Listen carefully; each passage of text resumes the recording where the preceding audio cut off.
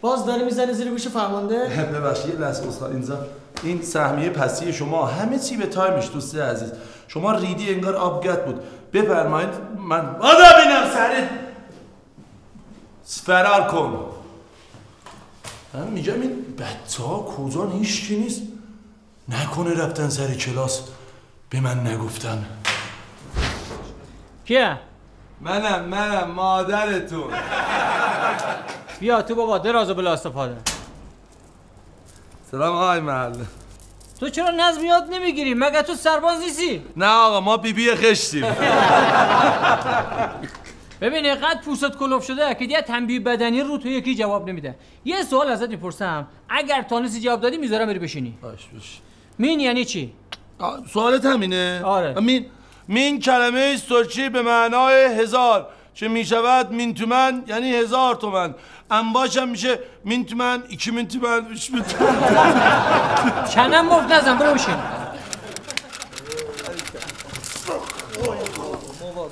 اجازه میگم این همه شما از ما سوال میپرسین، میشه ما هم یه سوال از شما بپرسیم؟ چرا دخترها خدمت نمیرن؟ چون که خانم‌ها هیچ وقت لباس یه دست نمیپوشن.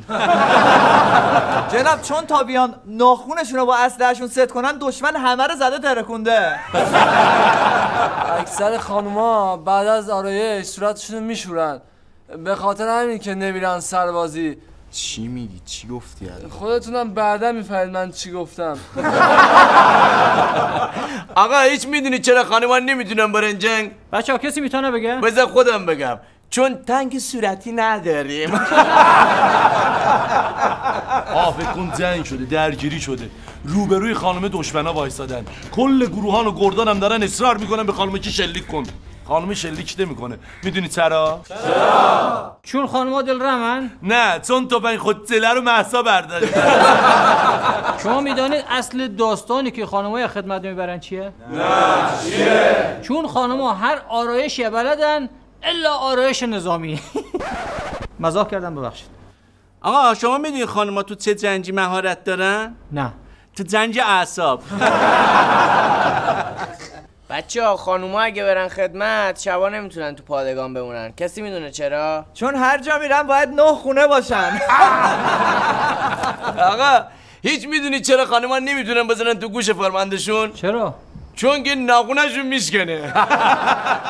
من شما میدونید اگه یه دختری سرباز باشه و یکی از شما برین خواستگاریش، باباش بهتون چی میگه؟ میگه دختر من قصد ادامه خدمت داره. مزاح کردم ببخشید. بچه‌ها میدونید اگه یه دختر بیاد خدمت دغدغش چی میشه؟ چی میشه؟ وای واسه فردا صبحگاه چی بپوشم؟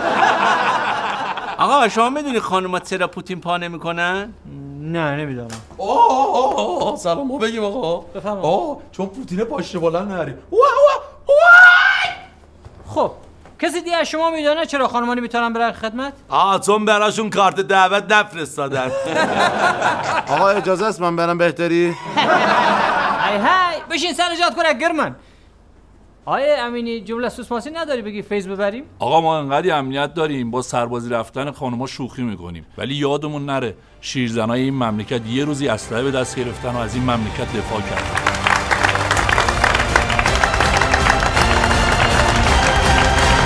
خانم جان بنده از رشت اومدم، با ماشین بنز اومدم، بی باره برگشتم اومدم. شما بفرمایید این قفسه آقای وکیلی همینجاه؟ بله دقیقاً. بعد قیمتا رو شنیدم اقصادی میده، اگه نمیدی من برم. ما اقصاد 2 ماه داریم. مطمئن باشم قهر میکنم ها. خب خدا رو شکر. شما بفرمایید، من این شماره تلفنی دیدم خیلی روند بود، خیلی خوشم اومد. 912 یه لحظه اسخای میکنم. الو فرشید جان، دارم قفسه میخرم. آره. چی؟ با مانتوی خانومت میخوای ست کنی؟ باشه خداحافظ. قفسه رنگبندی داره دیگه؟ بله خب خدا رو شکر. این شماره تلفن 912 1700 واقعیت داره الکی؟ بله. خب خدا رو شکر. بعد این قفسه هاتون در حد 9 دیگه، من قیافش میخوره 9 باشه، شما میگید دست دو. آره دست دومه ولی در حد 9. دستتون در نکنه. ارسالم رایگان. واقعا تبریک میگم به مدیریت شما. ما این فرشیده. با سلام و خسته نباشید. امروز اومدیم یکی از پادگان شهرمون گزارش تهیه کنیم. عاشق تلویزیون. سلام. کدوم شبکه نشون میده؟ میتونه خودمو معرفی کنی؟ بله کلم هستم. چی؟ آقا حامد تبریزی هستم. سرکار خط سربازی سخته نه؟ فقط 2 سال اولش سخته. میتونی بهم بگی مشکل اساسی یه سرباز چیه؟ مشکل اساسی یه سرباز اومدن تو خدمته. بیشترین سوالی که از سربازی ازت میپرسن چیه؟ اینه که ما چند ماهیم، انگار ما بارداریم. سرکار میتونی بهم بگی تو پادگان چی کم دارین؟ شعور آقا شعور. بعضیا واقعا اینجا هستن شعور نرم ما رو اذیت. آقا نکن دیگه. سرکار میتونی بهم بگی اسم چیه؟ بسم الله الرحمن الرحیم. چه پخش میشه؟ اسم دیگه چیه؟ اسمم مهدی تبریزی. حامد تبریزی داشته؟ نه برادرمه. میتونی بهم بگی بزرگترین موزل جوانان چیه؟ بسم الله الرحمن الرحیم. عرض سلام و ادب و احترام خدمت شما دستاندرکاران. من عاشق شدم به خاطر عشقم اومدم، رفیقام به عشق من اومدن. من سوالتون یادم آقا من بزرگترین مشکل جوانان چیه؟ موزلش چیه؟ نمیدانم. من بگم من میدونم. تو بلدی؟ بله آقا ما نمیدونیم. حالا تو سوال قرار تو شوک پخش بشه؟ شوک چیه؟ همونجا که دوبار منو نشون دادن. ماما اینجا خیلی حال میده. دستشویی شمالیه. ملاقات می‌خواستی بیا برام سون بیا. دنبال سرباز بعدی. سرکار تو حرف نداری؟ ما رو تو میکروفون میبینن ولی شما رو تو رادیو. خودت هم بعدا میفهمن چی گفتم. ننم جانی کن بده بره. این همه شور و هیجان توی پادگان نظامی واقعا دست خوش. قربان ببخشید شما نظر نداری؟ من همش خواب بودم مثلا نظر ندارم. علاوه بر تو شک تختخوام بهم دادن. عالیه. فقط برای خواب اومدی اینجا. خدایی این همه شور و حال توی پادگان نظامی حس کردن دلم میخواد دوباره لباس بپوشم برم خدمت سربازی. آقا ول کن. تو چرا معاف نشدی آخه؟ تو زندگی همه جوره حق منو خوردن. اینم روش. چه شور و حالی توی پادگان بود خدا میدونه. بچه‌ها کی خسته است؟ دشمن. کی خسته است؟ دشمن. سرکار میتونی بهم بگی چی شادت میکنه؟ توی این هوای گرم تنها چیزی که میچسبه همه ما رو شاد میکنه آهنگ شمالی که میگه ایت روز تنگ غروب آسمان بط منتی خلق بچه بطیر کمان او این روزی تنگ غروب آسمان بزماتی خلق بچه بطیر کمان اگه دلی رشتیم خیلیم مشتیم تاکسی بار گشتیم حل کو بل کو زلزله کو قلقله کو من بل کو. در ضمن یه موردی پیدا کردم نادره. یه مادریه که از راه دور اومده تحمل دوری فرزندشو نداره. مادر چه سالی داری؟ مادر چیه؟ مادر خودتی. من اومدم اینجا شوشومو بخونم تماشا کنم بهش رویه بدم. از راه دور اومدم. من شوشوم اینجا. آفرین. بس اگه سرباز روی نداشته باشه چه اتفاقی میفته؟ اتفاقای بد. آقای گزارش پور. اتفاقای خیلی بد میفته. گزارش پور.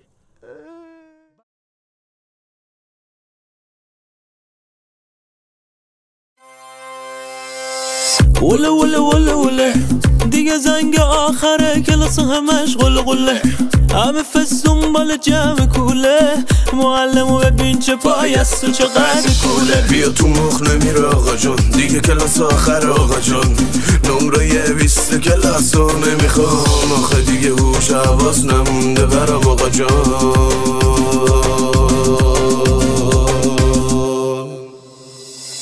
غذای هر روز ما شو برنج و عدسه غذای هر روز ما شو برنج و عدسه اونو به هم بزنی فضله موشو مگسه اونو به هم بزنی فضله موشو مگسه بخورم یا نخورم گوش نمیمونم قدر آشنانمو حالا میدونم قدر آشنانمو حالا میدونم ننم جانی بله کن اگه خواب میتونه یه جمع مثل ما خفن اوکی کن اکیب خودش زنگ آخری نفهمیدی اینو چند باری پشتم ای تو گوش کن حله کن او کلاسو ببین از کن حالا مره بله کن او زنگ آخر رو بشین ببین حال کن حالا حله کن او کلاسو ببین از کن حالا مره بله کن او زنگ آخر رو بشین ببین حال کن